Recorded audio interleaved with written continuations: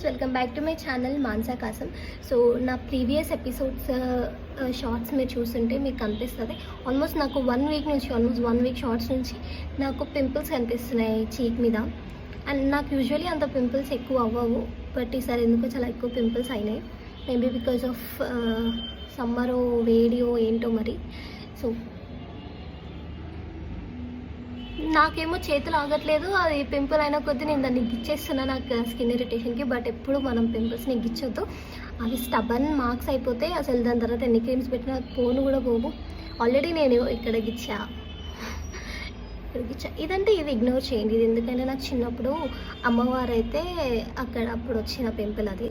So ఎంతమందికి తెలుసు garlic తింటే పింపుల్స్ తగ్గుతాయని. నేను ఈ ఛాలెంజ్ ఇంతకుముందు కూడా తీసుకున్నా, ఆల్మోస్ట్ 1.5 month తిన్నా అనుకుంటా.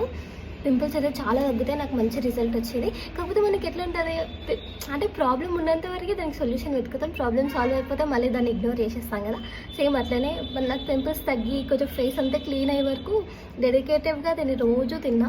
దాని తర్వాత తగ్గిపోయాక ఫేస్ మంచిగా అయిపోయిందిలే అని చెప్పి దాన్ని అట్లా ఇగ్నోర్ చేసేసిన అనమాట.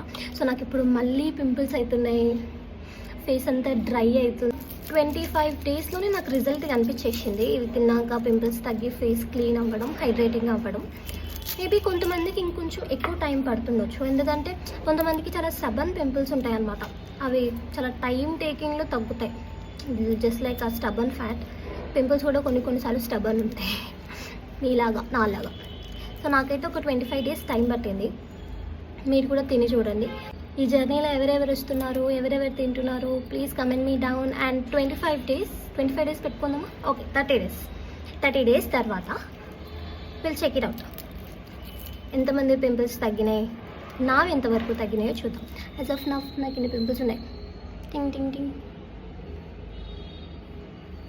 వచ్చే ప్రాబ్లం ఏంటంటే గార్లిక్ తినడం వల్ల, గార్లిక్ తింటే స్మెల్ ఎక్కువ వస్తుంది నోట్లో. సో తిన్నప్పుడల్లా మనం బ్రష్ చేసుకోవాలి మళ్ళీ. సో బ్రష్ చేసి